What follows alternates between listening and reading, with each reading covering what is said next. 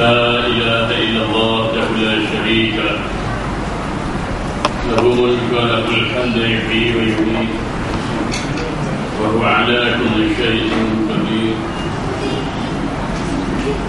لا حول ولا قوة إلا بالله العلي العظيم اللهم صل وسلم وبارك على سيدنا محمد وعلى آله وصحبه عدد نعم الله الكريم وإفضاله. بسم الله والحمد لله وتوكل على الله ولا حول ولا قوة إلا بالله. اللهم صل وسلم وبارك على حبيب الله سيدنا ونبينا محمد بن عبد الله وعلى آله وأصحابه ومن سار على نهجه ومن والاه. سبحانك لا علم لنا إلا ما علمتنا. Maha puji ya Allah, kami manusia tak pernah mengerti apa-apa illa ma 'allamtana, kecuali apa yang diajarkan kepada kami. Innaka antal alimul hakim, sesungguhnya Dikaulah ya Allah yang maha mengetahui lagi maha bijaksana. Allahumma bina bil ilmi ya Allah, kayakanlah kami dengan keilmuan. Wa zayyinna bil hilmi, hiasilah budi berkati kami dengan kelembutan. Wa akrimna bil taqwa, muliakanlah kami dengan ketakwaan. Wa jammilna bil afiyah, elokkanlah tubuh badan kami dengan kesehatan. Allahumma aftah bainana wa baina qaumina bil haqqi wa al-zakharul fatihin. Ya Allah, bukakanlah pintu hati kami, bukakanlah pintu hati kaum bangsa Melayu kami dengan kebenaran. Dikaulah sebaik-baik pembuka pintu hati bagi manusia. Allahumma ja'alna mimman yastami'una al-qawla fayattabi'una ahsana. Jadikanlah kami semua ini ya Allah dari kalangan hamba-hamba yang mudah mendengar nasihat dan menerima bimbingan yang baik, dan berilah kekuatan kepada kami untuk melakukan amal ibadah yang terbaik. Alhamdulillahi Rabbil Alamin. Assalamualaikum warahmatullahi wabarakatuh. Yang saya muliakan Tuan Fungsi Majlis, yang dihormati Fungsi Jawatan Kuasa Sambutan Maulidur Rasul Surau Al-Syakirin Taman Siaram, Siaram 1, Siaram 2, Siaram 3.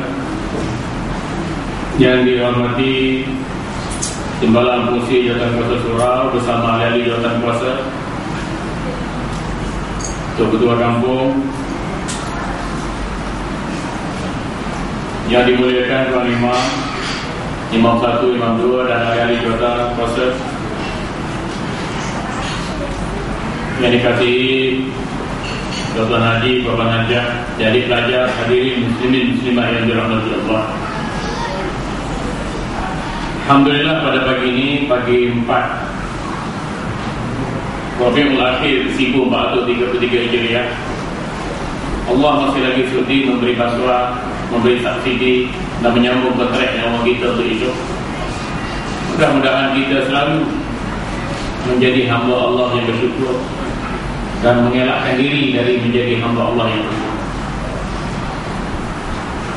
Alhamdulillah juga pada pagi ini kita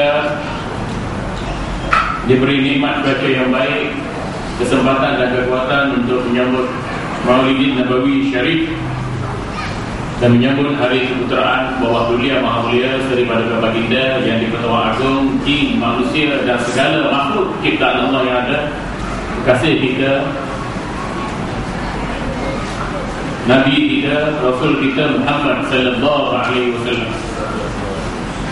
Keputeraan Nabi kita Muhammad sallallahu alaihi wasallam ini lebih mulia daripada keputeraan seorang raja. Raja Melayu, Raja Cina, Raja India, Raja Afrika, Raja Eropah. Lebih mulia daripada pembesar-pembesar yang ada. Lebih mulia daripada segala manusia, segala para malaikat, segala para makhluk Allah. Kerana Nabi kita Muhammad sallallahu alaihi wasallam semulia-mulia makhluk. Terima kasih Allah penutup segala Nabi dan para Rasul. Allah berfirman, "Ma kana Muhammadun aba ahadin min rijalikum." Muhammad itu bukan sekadar seorang bapa di kalangan kamu, walakin Rasulullah wa khataman nabiyyin. Baliknya baginda adalah utusan Allah dan penutup segala para nabi. Biasa kita ada sambut hari lahir anak kita, hari lahir mak kita, hari lahir isteri kita, hari lahir suami kita, abang kita, hari perkahwinan kita, hari keputeraan sultan kita, raja-raja Melayu kita, yang ketua agung kita. Paling bermakna ialah kita menyambut keputeraan baginda sallallahu alaihi wasallam.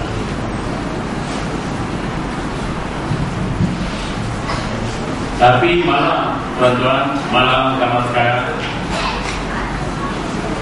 ada setengah pihak terdiri dari kalangan ustaz yang mewawarkan pada kita apa nak sambut maulid Nabi. Nabi pun tak sambut maulid Nabi.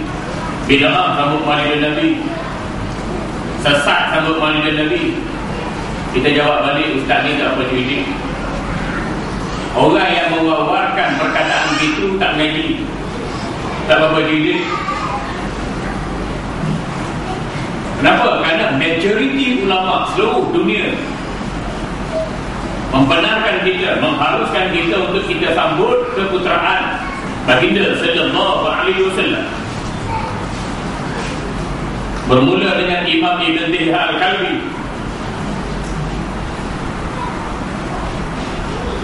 Imam Al-Syaibani dalam Maulid Jiba'i, Imam Ibn Hajar Al-Asqalani, Imam Sayyuti, Imam Al-Hafiz Al-Sakhawi, Imam Nawawi,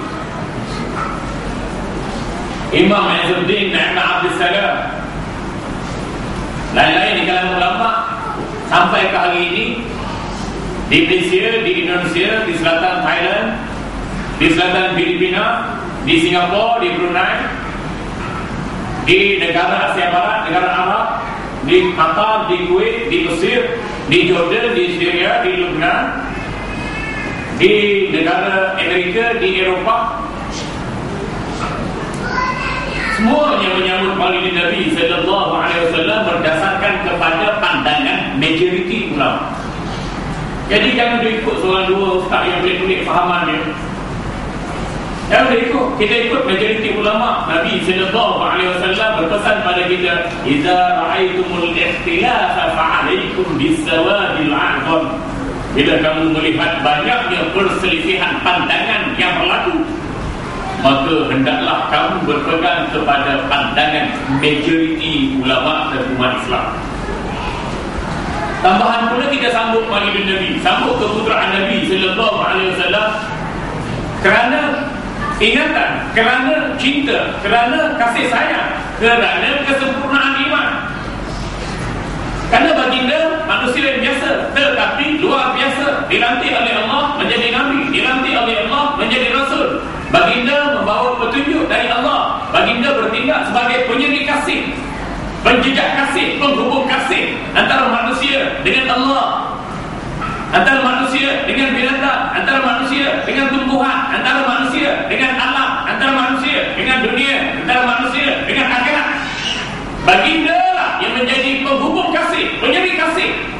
Ini disifatkan oleh Allah, wa ma arsalnaka illa rahmatan lil alamin. Tidak kuutuskan dikau wahai Muhammad kecuali untuk kami jadikan dikau sebagai penyeri kasih, penjalin kasih bagi seluruh alam. Dalam ayat ini jelas baginda dilantik menjadi Nabi, menjadi Rasul sebagai penghubung segala kasih sayang. Bagaimana nak dilantik sebagai Nabi? Bagaimana nak dilantik sebagai Rasul kalau baginda tak hidup, kalau baginda tak lahir? Ya suruh kita katakan, kalau tak lahir tak ada kehidupan, tak ada kehidupan tak ada kenabian, tak ada kenabian tak ada kerasulan, tak ada kerasulan tak ada Quran, tak ada dosa, tak ada pahala, tak ada syurga, tak ada neraka, tak ada kiblat, tak ada Kaabah, tak ada Al-Quran, tak ada segala-galanya. Jadi lahirnya Nabi sallallahu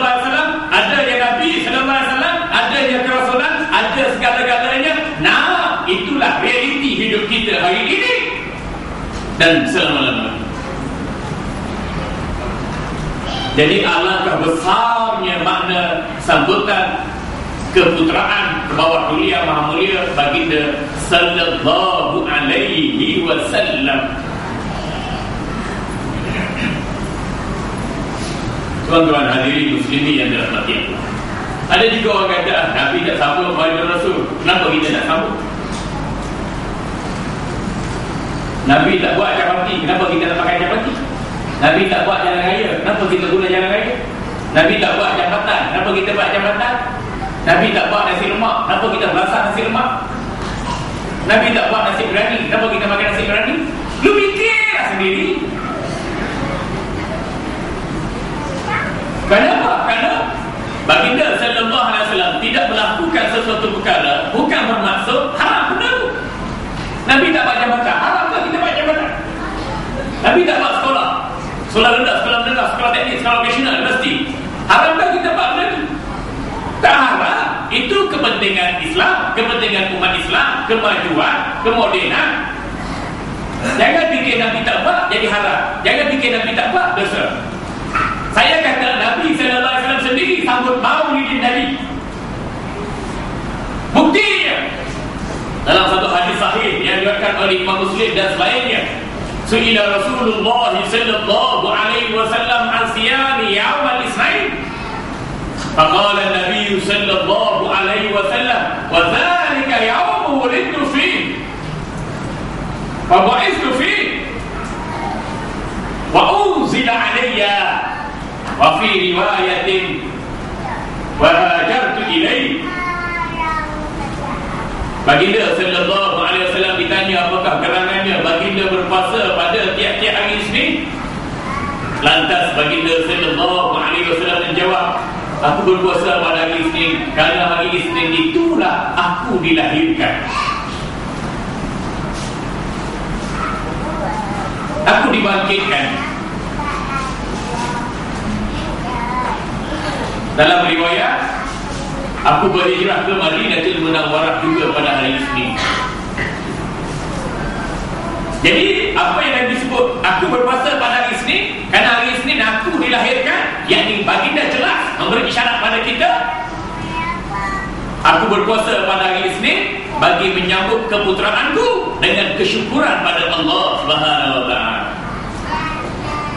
Jadi Nabi sallallahu alaihi wasallam sambut maulidnya dengan berpuasa. Kita nak sambut maulid dengan zikir, dengan berjanji, dengan berdoa, dengan selawat. Adik kita tadi baca Quran, kita baca sirah, kita baca kisah, kita memahami sunnah, mempraktikkan sunnah, menghidupkan sunnah, mempertahankan sunnah. Itu semua atas wacana keimanan kita, kecintaan kita pada baginda sallallahu alaihi wasallam, dan kita diberi pahala. Jadi apa-apa yang Tuhan hulurkan, sumbangan masa, sumbangan tenaga, gotong royong, kerjasama, wang ringgit, harta benda, semuanya itu bernilai. Dan jangan anggap ia sebagai sesuatu yang sia-sia. Orang yang menganggap sambutan Maulidul Rasul ni sia-sia, bahkan malangnya dikatakan sesat, orang tu tak cerdik, ngaji tak habis. Kalau ustaz yang mendakwa demikian, ustaz tu ustaz yang bahlul. Apa maksud bahlul? Richard. Apa maksud bahlul? Dia tahu benda betul, dia sengaja cakap tak betul. Minta maaf tuan-tuan, kadang-kadang kita sedih. Orang agama juga bercakap tentang agama, merosakkan perpaduan, merosakkan kesatuan. Ini menyedihkan kita. Sebab itu kita perkasakan tema Maulid Nabi sallallahu alaihi wasallam tahun ini, persefahaman asas perpaduan umat. Apa maksud tuan-tuan? Maksudnya kita nak bersatu suara, bersatu hati, bersatu tindakan. Mestilah bersatu fahaman. Apa yang kita nak satukan fahaman orang sebagai hamba Allah, yakni kita faham atas dasar la ilaha illallah Muhammadur Rasulullah, kita boleh bersatu. Al-Quran diturunkan selama 23 tahun.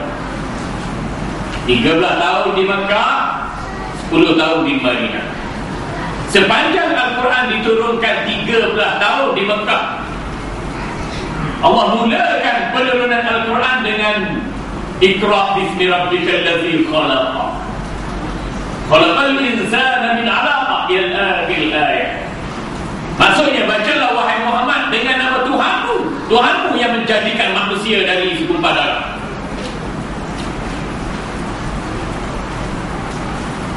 Baca wahai Muhammad dengan nama Tuhanmu. Ayat ini bukan sekadar menitik beratkan pendidikan, tetapi pendidikan yang difokus di sini ialah pendidikan akidah berasaskan la ilaha illallah Muhammadur Rasulullah. Allah bina diri Nabi sallallahu alaihi wasallam dengan akidah di tengah-tengah masyarakat Arab jahiliyah. Dengan kekuatan tauhid, kekuatan akidah itu, Nabi sallallahu alaihi wasallam bina masyarakat dengan kekuatan akidah la ilaha illallah Muhammadur Rasulullah.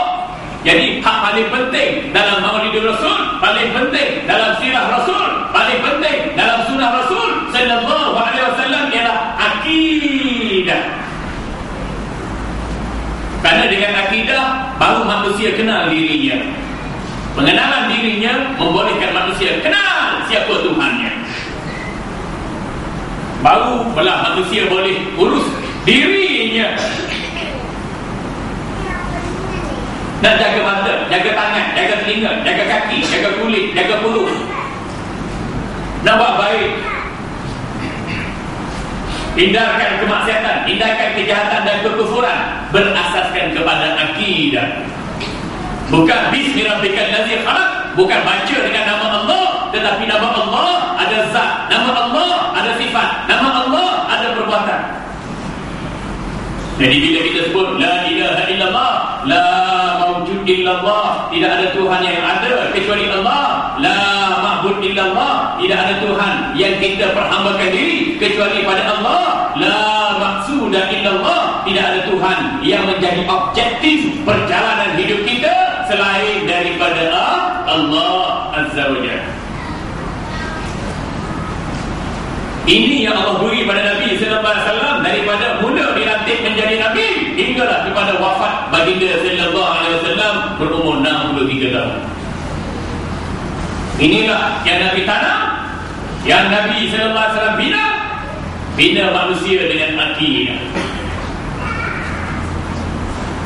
Memahami akidah, memahami diri kita sendiri, memahami akidah, memahami ketuhanan Allah, memahami kenabian baginda sallallahu alaihi wasallam. Antara itu baginda sallallahu alaihi wasallam bersabda, "Adibu auladakum bisalah." Ajar anakmu dengan 3 perkara. Hubbillah wa hubbi nabiyikum wa tilawatil Quran. Ajarlah anak kamu dengan 3 perkara penting. Yang pertama sekali ialah ajar anak kamu cintakan Allah. Mana ajar anak kita dengan akidah. Patut kita bawa anak kita ke sekolah agama. Belum tu kita ni ibu bapa kena ajar anak dengan akidah. Kalau kita tak pandai, bawa ke sekolah agama. Biar ustaz, biar ustazah ajar anak kita tentang Allah. Biar dia kenal Allah. Kita tak boleh sangat. Ajar anak kita dengan ABC 1, 2, 3 dulu. Kita ingat tuan-tuan, anak kita lahir, kita azan telinga kanan, sunat. Anak kita lahir, kita qomat telinga kiri, sunat. Dalam azan, dalam qomat tu ada apa? La ilaha illallah. Aku benar-benar yakin bahawasanya la ilaha illallah, ada Tuhan yang disembah malaikat Allah dan Muhammad itu utusan Allah. Yakin betul ke? Kau yakin ulung-ulung? Kau tak berapa yakin? Kau ucapan di lidah sahaja yang bernada begitu, sedangkan hati kita jauh panggang dari dapur gas. Tuan-tuan hadirin muslimin muslimat yang dirahmati Allah. Yang kedua, Nabi kata ajar anak kamu cintakan Nabi sallallahu alaihi wasallam. Kita sendiri tak cinta Allah, tak kenal Allah. Kita sendiri tak kenal Nabi, tak cinta Nabi. Macam mana kita nak ajar anak kita sendiri? Maknanya daripada asas lagi bila kita tak beri pengenalan kepada anak kita tentang la ilaha illallah, masa depan anak-anak kita agak kabur dan dikuatiri merosakkan masa depan mereka. Dan terakhir Nabi kata, ajar anak kamu waktu kecil lagi dengan tilawatul Quran, baca Quran, faham akan maksud dan terjemahannya. Walhamdulillah, ini pendidikan awalan di peringkat anak-anak. Kadang-kadang kita hantar anak sekolah agama pun tak tanya anak kita kenal Allah. Kita sendiri bapa tak kenal Allah. Batu bila sebut Allahu Akbar, kita tak rasa Allah tu maha agung, maha besar, maha kaya, maha mendengar, maha melihat, maha berkuasa, maha hidup, maha memati. Kita tak rasa. Sebab telinga kita tersumbat dengan kebenaran, telinga kita tersumbat dengan kejahilan, hati kita tersumbat dengan kecintaan pada benda dunia. Batulah surau ada, masjid besar berjuta-juta, orang yang tak ada. Surau masjid depan rumah, surau masjid depan mata, tapi kita tak mampu menyambut. Bukan panggilan Bilal, itu panggilan Allah dan Rasulnya. Kita tak mampu menyambut, tak mampu nak melangkah pergi masjid. Pagi-pagi boleh tak motor, tak kereta, cepat-cepat pergi kerja, nak masyarakat dan sebagainya. Tetapi tak motor, tak kereta, nak hayuh langkah kanan kita pergi masjid ke surau, kita tidak ada kekuatan. Kerana hati kita tidak disajikan dengan pengenalan terhadap Allah dan Rasulnya. Pikiran kita tidak dijamah dengan keilmuan untuk kita mengenal Allah dan Rasulnya. Jadi apa-apa saja perintah Allah dan larangan Allah kita buat tak endang. Baliknya apa-apa saja perintah manusia, perintah bos, perintah majikan, perintah orang politik, kita utama. Maka inilah yang dikatakan dengan ketidaksempurnaan iman. Baginda sallallahu alaihi wasallam bersabda, "Salah sunnatun fihi wajada halawatul iman, ayyakuna Allah wa rasuluhu ahabba ilaihi mimma siwahuma, wa an yuhibbal mar'a la yuhibbuhu illa lillah, wa an yakraha an yamuda ila al-kufri kama yakrahu an yusaba fin nar." Rawahul Bukhari. 3 perkara kamu ada, 3 perkara ini kamu akan rasai kemanisan iman. Yang pertamanya, Allah dan Rasul hendaklah kamu cintai berbanding selain dari keduanya. Apakah dalam hidup kita sambung maulid Nabi ini, keutamaan Allah dan Rasul itu menjadi keutamaan kita? Kalau ada, ya alhamdulillah. Bagaimana kita selawat, bagaimana kita ucap, itulah yang kita buat. Itulah yang dimanifestasikan dalam akhlak atau budi pekerti kehidupan kita. Kalau tidak, maknanya harta, tahta, kuasa, rupa, wanita dan glamour kita utamakan dalam kehidupan kita. Kita mengepikan keutamaan Allah dan Rasulnya, sampai kiamat pun kita tak akan rasai kemanisan iman. Boleh kita solat, kita puasa, kita zakat, kita haji, kita sedekah, kita umrah, kita selawat, kita zikir, kita bersaji, tapi kita tidak akan rasai kemanisan iman kerana hak Allah dan Rasul tidak kita utamakan dalam kehidupan. Lepas tu kita sembahyang, rasa letih, rasa penat, baca Quran, rasa jenuh, rasa bosan, nak pergi masjid kena mandi dulu, lapar ni, tak makan lagi. Kita mengutamakan kehendak nafsu, tidak kehendak Allah dan Rasulnya. Sebab itu kita tak rasa kemanisan iman. Mula-mula bagi masjid, mula-mula bagi surau, 2-3 tahun lepas tu dia pun tinggal. Sebab ibadat yang kita buat tidak dirasai dengan kemanisan iman. Kerana Allah dan Rasul tidak kita utamakan dalam kehidupan kita. Yang kedua, Nabi katakan merasai kemanisan iman. Kamu sukakan seorang, cintakan seseorang kerana Allah. Cinta anak, cinta isteri, cinta suami, cinta pemimpin, cinta rakyat, cinta dunia, tidak melupakan kita kepada akhirat. Di tahap itu barulah kita rasa kemanisan iman. Yang ketiga, baginda sallallahu alaihi wasallam bersabda, dapat merasai kemanisan iman bila kita ada perasaan bencikan maksiat dan kekufuran sebagaimana kita benci diri kita dicampak oleh Allah ke dalam api neraka. Orang tak sembahyang, kita benci. Orang tak tutup aurat, kita benci. Orang pakai baju ketat, padat, sendat, kita benci. Orang judi, kita benci. Orang minum arak, kita benci. Orang cakap minum, kita benci. Orang hutang tak bayar, kita benci. Orang bunyi, panas baran, cemburu buta, batu api, adu Kita benci, perasaan benci itu bukan kita dengki, tidak. Bukan kita nak jaga tepi kain orang, tidak. Tetapi kebencian yang ada pada perasaan kita itu kerana kita telah merasai kemanisan iman. Kerana Nabi SAW menyebutkan wa ayyakraha ayyuda ila al-kufri kama yakrahu ayyuzaba fina. Kamu rasai kemanisan iman, kamu rasa kemanisan iman itu apabila kamu benci terhadap maksiat dan kekufuran sebagaimana kamu benci diri kamu dicampak oleh Allah ke dalam api neraka. Api neraka ni ganas, tuan-tuan. Ada api yang putih, lebih putih daripada asap yang putih, awak putih, cat yang putih. Itulah api neraka Jahannam yang dihidupkan oleh Allah 1000 tahun lamanya. Ada api yang kemerah darahan, lebih pekat daripada darah manusia dan binatang. Itulah api neraka Jahannam yang dihidupkan oleh Allah selama 2000 tahun lamanya. Ada api neraka Jahannam yang hitam kehitaman, lebih hitam daripada songkok yang hitam, biji bata yang hitam, batu yang hitam pada malam yang kelam. Itulah api neraka Jahannam yang dihidupkan oleh Allah 3000 tahun lamanya. Dan api neraka ni dia makan apa? Batu ke, kayu ke, besi ke, jin ke, manusia ke, bedar belaka. Kita ni tuan-tuan jangan fikir nak bedar nasi ke. Bedar nasi, bedar duit orang, bedar duit zakat, bedar duit kerajaan, bedar duit syarikat. Jangan main bedar. Kerana suatu hari nanti silap hari bulan, silap itu kira dosa pahala kita. Perhitungan kita dengan Allah, kita dibedar, disambar api neraka. Na'udzubillah min dzalik. Siapa yang menyelamatkan kita? Akidah yang menyelamatkan kita. Akidah la ilaha illallah yang menyelamatkan kita. Sebab itu Nabi datang menjadi penyelamat, memberi kasih pada kita dengan akidah la ilaha illallah Muhammadur Rasulullah. Tengoklah tuan-tuan, keadaan kita boleh selamatkan kita. Duit kita berbuni-buni, berjuta-juta boleh selamatkan kita. Tanah, rumah, suami, isteri boleh selamatkan kita.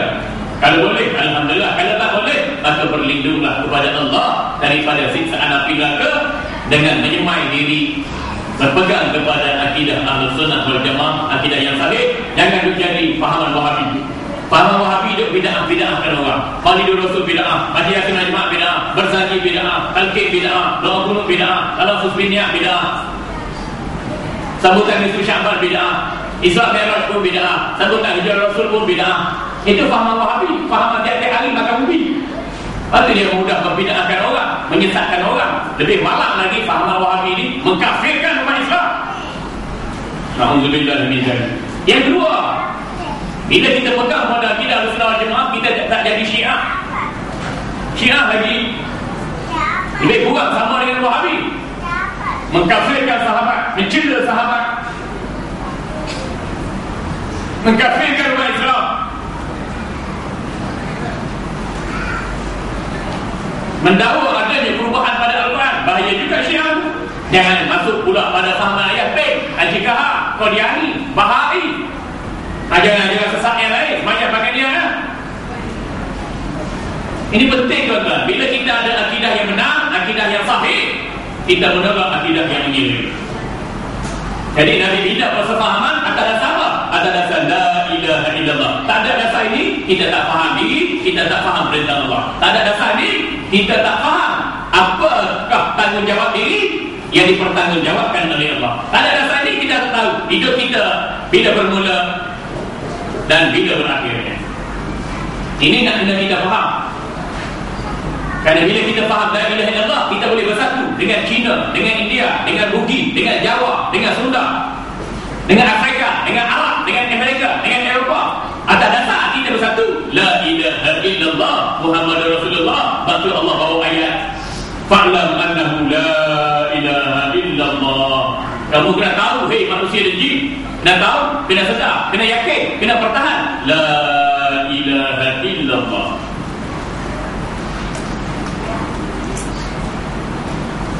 Tuan-tuan hadirin muslimin yang dirahmati Allah.